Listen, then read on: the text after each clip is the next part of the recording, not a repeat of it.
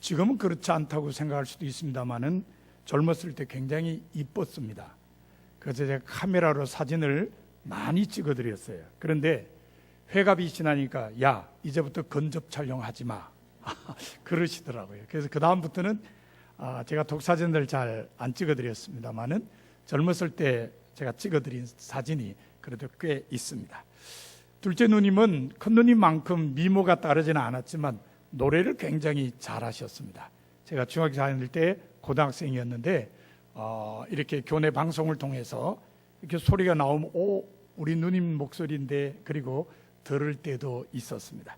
학교를 졸업하고 난 다음에는 가끔 고향에서 콩쿨 대회를 하면 나가서 상을 받았는데 그 부상이 뭐 구두 상품권 이래서 제 구두를 사고 뭐 그런 적도 있었습니다. 작은 누님이 올해 69살이에요. 지금도 노래 부르는 걸 좋아합니다. 뭐 실력은 옛날만 못합니다만 그래도 본인이 좋아서 노래를 자주 합니다. 근데 요즘 가족 모임에 참석하시면 즐겨 부르는 노래가 있습니다. 바램이라는 노래입니다.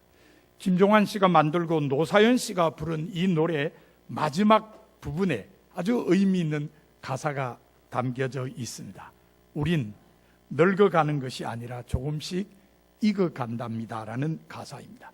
제가 짐작컨대 제 작은 누님도 이 가사가 좋아서 부르시는 것 같습니다. 아름답게 나이 들고 싶다는 마음의 표현으로 보여집니다. 이것은 제 작은 누님뿐만 아니라 나이 들어 노인으로 불리는 모든 사람의 마음이라고 할 수 있습니다. 그래서 최근 우리 사회에 자주 등장하는 말이 웰에이징입니다. 앞서 말씀드린 대로 아름답게 나이 들자는 말입니다. 하지만 웰에이징이라는 말은 어느 날 갑자기 생긴 말이 아닙니다. 이 말을 나오게 한 말이 이미 있었습니다. 어떤 말일까요? 바로 웰다잉입니다. 아름다운 죽음을 맞자는 말입니다. 그런데 아름다운 죽음을 맞이하려면 어떻게 해야죠? 아름답게 늙어야죠. 좋은 말로 바꾸면 아름답게 나이 들어야 한다는 말입니다. 그러니까 아름다운 죽음을 맞이하기 위해서는 아름답게 나이 들어야 한다는 뜻에서 웰에이징이라는 단어가 나오게 된 것입니다. 그런데 아름답게 나이 들고 아름답게 죽음을 맞는 것은 인생 후반에만 관심을 가질 문제는 아닙니다. 인생 전체가 이 문제와 연관되어 있습니다. 그래서 누구나 관심을 가져야 할 말이 있습니다. 어떤 말일까요? 웰빙이죠. 웰빙. 웰빙은 영어 단어의 뜻 그대로 건강한 인생을 살자는 말입니다. 건강하게 살아야 아름답게 나이 들고 그래야 아름다운 죽음을 맞이할 수 있다는 것입니다. 이 웰빙이라는 말은 2002년 말부터 우리나라에 퍼지기 시작했습니다. 여성 잡지들이 미국을 비롯한 외국에서 불고 있는 새로운 삶의 형태를 소개하면서 웰빙이 사람들의 입에 오르내리게 되었습니다. 웰빙은 몸과 마음이 유기적으로 결합된 풍요롭고 아름다운 인생을 영위하자는 새로운 삶의 형태에 대한 추구입니다. 물질적 가치나 명예를 얻기 위해 앞만 보고 달려가는 삶보다 건강한 육체와 정신을 유지하는 균형 있는 삶을 행복의 척도로 삼는 것입니다. 이런 웰빙의 삶은 무슨 규정된 형태가 있는 것은 아닙니다. 다만 몸과 정신이 모두 편안해질 수 있는 마음가짐이 우선합니다. 그리고 남보다 조금 느리더라도 한 걸음씩 쉬어가는 것에 진정한 가치를 두고 있습니다. 웰빙 붐을 타고 우리 주변의 사람들이 자신의 육체를 돌아보며 하나님께서 주신 육체를 건강하게 유지하려는 것은 분명히 좋은 일입니다. 특별히 큰 돈 들이지도 않고 걷기와 같은 운동을 하면서 육체의 건강을 유지하려는 사람들이 많아진 것은 아주 좋은 일입니다. 아차산에 많은 사람이 오르내리는 것은 그 좋은 예라고 할 수 있습니다. 그러나 원래의 웰빙이 추구하는 것처럼 사람이 이 땅에 살아가면서 육체의 건강만으로는 만족할 수 없습니다. 반드시 정신적인 건강도 뒷받침되어야 합니다. 이 점은 하나님의 백성들도 마찬가지입니다. 오늘 본문에 의하면 영혼이 잘된 사람이 범사가 모든 일이 잘되며 육체도 건강하게 되는 복을 받게 됩니다. 믿는 사람에게 있어서 웰빙은 영혼의 건강에서 시작된다는 것입니다. 그래서 오늘은 여러분과 함께 영혼의 건강에 대해서 함께 살펴보려고 합니다. 우리의 삶을 온전하게 해주는 영혼의 건강, 어떻게 얻을 수 있을까요? 건강한 영혼을 얻을 수 있는 첫 번째 방법은 기도를 통한 자유로운 호흡입니다. 제가 1974년에 감리교 신학대학에 입학하면서 서울에 올라왔습니다. 아영교회에서 교회학교 교사로 일을 하게 됐는데, 이 서울 아이들이 이 촌놈 선생을 골려먹는 걸 상당히 재밌게 생각했습니다. 또 그 무렵에는 왜 그렇게 넌센스 퀴즈가 유행했는지, 주일마다 교회 가면 아이들이 그 넌센스 퀴즈로 이 시골 출신 선생님을 곤란하게 만들었습니다. 예를 들어 이런 거예요. 선생님, 세계에서 제일 가는 점쟁이가 누군지 아세요? 그럼 제가 어떻게 합니까? 몰라. 그러면 알간디 모르간디예요. 선생님, 세계에서 제일 가는 능마주의가 누군지 아세요? 내가 안 해봐서 모르겠는데 주월레예요. 주월레. 중국의 당시 지도자였죠. 또 그 다음에는 세계에서 낚시 제일 잘하는 사람이 누군지 아세요? 몰라. 다나카예요. 그 무렵에 일본 수상으로 이름을 올리고 그랬댔어요. 이런 넌센스 퀴즈로 매주일마다 저를 난처하게 만들었어요. 그 중에 하나가 뭐냐? 선생님, 사람이 왜 죽는 줄 아세요? 자식들이, 조그만 녀석들이 이런 질문을 당하는. 내가 안 죽어봤으니까 모르지. 뭐라 그런지 아세요? 숨을 안 쉬니까 죽죠. 들으면서도 재밌어요. 그죠? 예. 사람이 왜 죽느냐? 숨 안 쉬어서 죽는다. 사람의 생명이 연장되기 위해서는 끊임없이 숨을 쉬어야 한다는 말인데요. 맞는 말인 것 같아요. 사람이 감기에 걸리거나 기침 해소 등에 의해 기관지가 나빠지면 호흡이 곤란해지죠. 그러면은 상당히 어려워집니다. 왜냐하면은 다른 여러 가지 질병의 원인이 되기 때문입니다. 제가 목회하면서 만난 교우 중에 신명식이라는 성도가 있었습니다. 이분은 과수원에서 8년 동안 농약 뿌리는 일을 하다가 해수병을 얻었어요. 말을 하기가 굉장히 어렵습니다. 연방 씩씩거리는 소리를 하면서 말을 해야 되니까 제가 신방을 가긴 가야 되는데, 신방을 가면 이분이 진짜 말씀하기 어려우니까 신방을 좀 조절해야 될 그럴 때도 없지 않아 있었습니다. 그러다가 좀 심하게 되면 병원에 입원했다는 소식이 들려오곤 했습니다. 호흡이 자유롭지 못하기 때문에 그런 어려움을 당했습니다. 우리가 대수롭지 않게 여기는 이 숨을 쉰다는 것, 이게 우리 육체의 건강에 얼마나 중요한지를 제가 그분을 보고 알았습니다. 마찬가지로 우리의 영혼이 건강하기 위해서는 끊임없는 기도가 있어야 합니다. 기도는 하나님과 연결해주는 생명줄입니다. 하나님과 대화하며 교제하는 방법입니다. 그러므로 기도 없이 영혼이 건강할 수 없으며 기도 없이 신앙이 살아있을 수 없습니다. 그래서 성서 속에 나타난 위대한 신앙인들은 예외 없이 모두 다 기도로서 자신의 신앙을 이어갔습니다. 구약성서 다니엘 6장 10절 이하에 보면은 페르시아 왕 다리오 시절에 총리로 있던 다니엘이 신하들의 시기로 사자굴에 들어가게 된 사건이 기록되어 있습니다. 내용은 이렇습니다.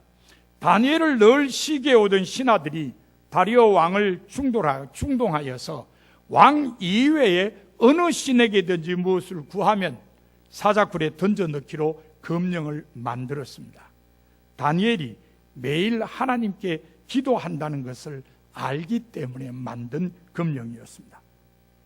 다니엘은 이 금령의 의인이 찍힌 후에도 어느 때와 마찬가지로 자기 집의 예루살렘을 향해 열린 창에서 하루 3번씩 하나님께 기도했습니다. 비록 나라가 망해서 이방 나라의 포로로 잡혀오긴 했지만 다니엘은 끊임없는 기도를 통해서 자신의 신앙을 살려나간 것입니다. 그러므로 사자굴에 던져질지언정 기도를 쉬지 않겠다는 각오가 다니엘에게 있었습니다. 결국 왕의 명령을 어겼다는 이유로 다니엘은 사자굴 속에 던져졌습니다. 그러나 기도하는 사람 다니엘은 하나님의 보호하심을 받고 살아날 수 있었습니다. 하나님께서 사자들의 입을 봉하신 것입니다. 사도행전 2장 42절에도 초대교회 성도들은 기도하기에 힘쓴 사람이라고 기록되어 있습니다. 정말 그렇습니다. 그들은 기도하던 중에 성령 강림을 체험했을 뿐만 아니라 계속 기도 생활을 이어감으로써 교회 성장에 미끄럼 역할을 했습니다. 20세기 기도 만능주의자로 불리는 영국의 조지 밀러 목사는 브리스톨에서 2,000명의 고아들을 위해 고아원을 설립하고 운영했습니다. 그리고 수십 곳의 고아원을 도와준 사람으로 널리 알려져 있습니다. 어느 날 한 사람이 밀러 목사에게 찾아왔습니다. 고아원을 도와주고 싶다고 했습니다. 그러면서 이런 질문을 했습니다. 당신은 도대체 어디서 돈이 나와서 이 수천 명의 고아들을 먹여 살립니까? 그때 밀러 목사는 그 사람을 어두컴컴한 방으로 인도했습니다. 그리고 그 안에 있는 우단 방석을 가리켰습니다. 그런데 그 방석에는 2개의 구멍이 뚫려 있었습니다. 밀러 목사는 그 사람에게 저 방석에 뚫린 구멍이 돈 나오는 구멍입니다. 그 구멍은 다름 아닌 밀러 목사가 기도할 때 꿇은 무릎이 뚫어놓은 구멍이었습니다. 바로 기도가 밀러 목사의 문제를 해결해 주는 열쇠였던 것입니다. 그는 일생 동안 5만 가지의 구체적인 기도의 응답을 받았다고 고백했습니다. 오늘 우리에게 필요한 것이 이런 기도의 생활입니다. 오다 가다 생각나면 기도하는 것이 아닙니다. 교회에 왔으니까 예상 기도하는 것이 아닙니다. 발등에 불이 떨어졌으니까 기도하는 것이 아닙니다. 언제나 하나님과 교제하기 위해 기도해야 합니다. 내 신앙이 살아 움직이는 신앙이 되도록 하기 위해 기도해야 합니다. 내 영혼의 건강을 위해 항상 기도해야 합니다. 건강한 영혼을 얻을 수 있는 두 번째 방법은 영혼의 양식인 하나님의 말씀을 잘 받아들이는 것입니다. 몸이 건강한 사람들의 말을 들어보면 보약이 따로 필요 없다고 하죠. 평소에 삼시세끼 식사만 잘하면 된다고 합니다. 우리 영혼도 마찬가지입니다. 영의 양식인 하나님의 말씀을 잘 받아 먹으면 늘 건강할 수 있습니다. 하나님의 말씀을 부지런히 듣고 보고 배우는 것이 영혼을 건강하게 하며 신앙이 살아 움직일 수 있도록 하는 것입니다. 여러분들이 잘 아는 성자 어거스틴은 회심하기 전에 오랫동안 방탕한 생활을 했습니다. 결혼도 안 한 사람이 아이가 있었다고 생각하면 짐작할 수 있을 줄로 압니다. 한 번은 로마 정부로부터 밀란의 수사 교수로 임명을 받았습니다. 그래서 어머니와 함께 그곳으로 갔습니다. 어머니 모니카는 아들 어거스틴을 위해 날마다 기도했지만 아들은 그때까지도 하나님의 품으로 돌아오지 않았습니다. 어거스틴은 그곳 밀란에서 암브로스 주교를 만났습니다. 암브로스 주교는 어거스틴을 환영하고 자기의 설교를 들으러 오도록 초대했습니다. 어거스틴은 처음에는 주교와의 인간관계 그리고 그의 화술에 이끌려서 교회에 나갔습니다. 하지만 시간이 지나면서 어거스틴은 점차 마음이 흔들리기 시작했습니다. 계속해서 들려지는 암브로스 주교의 말씀이 어거스틴의 마음을 움직이게 한 것입니다. 어느 날 심령의 갈등 속에 정원으로 들어가서 무화과 나무 아래 엎드린 어거스틴은 이렇게 외쳤습니다. 오 주님, 이 시간 저의 추함이 끝나게 해 주옵소서. 바로 그때 정원 밖에서 아이들의 노래소리가 들려왔습니다. 톨레레게 톨레레게, 집어서 읽어라, 집어서 읽으라는 뜻이었습니다. 어거스틴은 곧 실내로 들어가서 성경을 집어들고 읽기 시작했습니다. 성경을 읽기 시작하면서 어거스틴은 변화되었습니다. 성서가 당자 어거스틴을 성자 어거스틴으로 거듭나게 만든 것입니다. 그래서 히브리서 4장 12절에 보면 하나님의 말씀은 살아있고 활력이 있어 좌우에 날선 어떤 검보다도 예리하여 혼과 영과 및 관절과 골수를 찔러 쪼개기까지 하며 또 마음의 생각과 뜻을 판단하나니라고 기록되어 있습니다. 또한 사도 바울은 디모데후서 3장 16절에서 이렇게 말했습니다. 모든 성경은 하나님의 감동으로 된 것으로 교훈과 책망과 바르게 함과 의로 교육하기에 유익하니 이는 하나님의 사람으로 온전하게 하며 모든 선한 일을 행할 능력을 갖추게 하려 함이라. 하나님의 말씀이야말로 우리의 영혼을 살게 하며 우리를 올바른 길로 가도록 인도한다는 것을 알려주는 구절들입니다. 그러므로 우리의 신앙이 항상 살아 움직이기 위해서, 우리의 영혼이 건강함을 유지하기 위해서 우리는 하나님의 말씀을 늘 가까이 해야 합니다. 건강한 영혼을 얻을 수 있는 세 번째 방법은 적당한 열기를 유지하는 것입니다. 여러분, 사람의 체온이 몇 도쯤 됩니까? 36도에서 37도 사이라고 합니다. 이 체온을 유지해야 됩니다. 만약 이 열기를, 이 체온을 유지하지 못하고 체온이 떨어져서 싸늘하게 되면 사람이 어떻게 되죠? 죽습니다. 생명을 끝내게 됩니다. 신앙생활도 마찬가지입니다. 영혼의 열기가 완전히 식어버리면 신앙생활은 밑바닥을 헤매다가 끝나버리고 맙니다. 그러므로 영혼의 건강을 위해서는 언제나 적당한 열기를 유지해야 합니다. 사도행전 2장 46절에 보면 초대교회 성도들은 날마다 마음을 같이하여 성전에 모이기를 힘썼다고 했습니다. 모이기를 힘쓴 이들의 열기는 전도로 이어졌고 교회는 계속적인 부흥과 성장을 이어갔습니다. 제가 목회하면서 만난 교우 가운데 유정일이라는 성도도 있습니다. 제가 부임했을 때 새로 나온 지 한 달도 채 안 되는 새신자였습니다. 제가 부임하고 나서도 한 달에 한 번 정도도 교회에 나오지 못하는 성도였습니다. 그렇지만 신방을 가면 너무 좋아하고 자기 가정에서 예배 드리는 걸 무척 좋아했습니다. 그래서 제가 신방을 자주 갔습니다. 제가 한 달에 2번 정도 격주로 신방을 가면서 제가 신방 온 횟수만큼만 교회에 나오세요, 그렇게 권면을 했습니다. 근데 그분에게는 그게 쉽지 않았나 봐요. 그래도 그냥 한 달에 한 번 나올까 말까 그러면서도 신앙생활은 했습니다. 한 6개월쯤 지나니까 제가 신방하는 횟수하고 그분이 교회 나오는 횟수가 비슷해졌어요. 근데 놀라운 거는 그렇게 교회 횟수가 좀 많아지면서 믿음도 조금씩 성장하는 게 보이기 시작했습니다.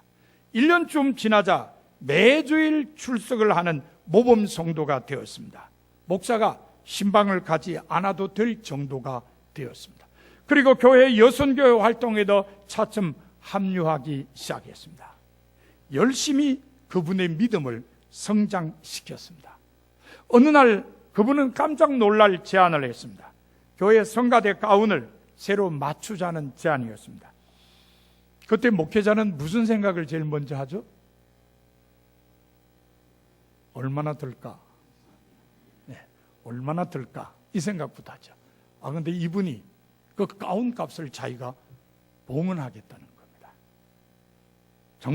정말 저는 깜짝 놀랐습니다. 그리고 눈물 나도록 고마웠습니다. 목사의 신방 횟수보다 교회 출석 횟수가 더 적었던 교인이 이제는 믿음이 자라서 성가대 가운을 자기가 봉헌하겠다고 할 정도가 되었기 때문이었습니다. 저는 그 성도의 믿음이 열심과 더불어 성장하는 것을 분명히 보았습니다. 그렇습니다. 열심 있는 교회 생활은 건강한 영혼을 가지게 해주며 신앙을 살아 움직이게 해줍니다. 예배 출석에 대한 열심, 교회 봉사에 대한 열심, 소속 기관에 대한 열심 있는 참여 등은 모두 다 영혼을 건강하게 해줍니다. 그러므로 우리도 열심 있는 신앙생활을 해야 합니다. 그것이 우리의 영혼을 건강하게 하는 또 하나의 방법입니다. 건강한 영혼을 얻을 수 있는 네 번째 방법은 죄의 유혹을 멀리하는 것입니다. 여러분들을 잘 모르시겠습니다만은 병원에 가면은 폐가 나쁜 사람에게 의사가 하는 말이 있어요. 짐작하시겠죠? 담배 끊으세요. 그렇게 얘기를 합니다. 위가 나쁜 사람에게는 의사가 뭐라 그러죠? 자극성 있는 음식을 피하세요. 그래서 맵고 짜고 이런 음식 먹지 말라는 거죠. 간이 나쁜 사람에게는 뭐라 그러죠? 술 마시지 마세요. 이런 얘기를 합니다. 당뇨가 있는 사람에게는 뭐라 그래요? 단 거 먹지 마세요. 이럽니다. 안 좋은 건 난 멀리 하라 그래요. 이와 마찬가지로 영혼의 건강 위해서는 죄의 유혹을 멀리해야 됩니다. 특별히 세상적인 향락과 육체적인 쾌락을 멀리해야 합니다. 왜냐하면 이것들이 영혼의 건강을 해치기 때문입니다. 갈라디아서 5장 10절 이하에 보면은 이렇게 기록되어 있습니다. 육체의 일은 분명하니 곧 음행과 더러운 것과 호색과 우상 숭배와 주술과 원수를 맺는 것과 분쟁과 시기와 분냄과 당짓는 것과 분열함과 이단과 투기와 술 취함과 방탕함과 또 그와 같은 것들이라. 전에 너희에게 경계한 것 같이 경계하노니 이런 일을 하는 자들은 하나님의 나라를 유업으로 받지 못할 것이요. 세속적이고 육체적인 죄의 유혹이 건강한 영혼을 해친다는 말입니다. 따라서 우리의 영혼을 건강하게 유지하기 위해서는 바로 이런 죄의 유혹을 멀리해야 된다고 깨우쳐 줍니다. 정말 그렇습니다. 건강한 영혼을 지키기 위해서는 늘 죄의 유혹을 멀리해야 합니다. 과일나무가 많은 과일을 맺기 위해서는 뿌리가 튼튼해서 많은 영양분을 줄기를 통해 가지로 보내주어야 합니다. 운동선수들이 승리하기 위해서는 늘 강인한 체력을 유지해야 합니다. 마찬가지로 신앙생활이 많은 열매를 맺는 선한 나무가 되기 위해서는 영혼이 늘 건강해야 합니다. 건강한 영혼을 가질 때에만 신앙생활은 온전해질 수 있는 것입니다. 그러므로 우리는 늘 기도하며 하나님의 말씀을 잘 받아들여야 합니다. 또한 열심히 신앙생활을 하며 죄의 유혹을 멀리해야 합니다. 다음 주일부터 9월이 시작됩니다. 9월은 가을이 시작되는 달입니다. 가을은 하늘이 높아지고 말이 살찌는 천고마비의 계절입니다. 그래서 많은 사람들이 가을이 되면 더 건강한 몸을 갖기 위해 열심히 운동을 하며 몸에 좋은 음식을 찾습니다. 이런 계절에 하나님의 백성들은 몸의 건강뿐만 아니라 영혼의 건강도 챙겨야 합니다. 건강한 영혼을 얻기 위해 늘 기도해야 합니다. 부지런히 하나님의 말씀을 읽고 보고 배워야 합니다. 열심히 신앙생활을 해야 합니다. 그리고 언제나 죄의 유혹을 멀리해야 합니다. 여러분 모두 건강한 영혼으로 하나님께 쓰임받는 성도가 다 되시기를 바랍니다.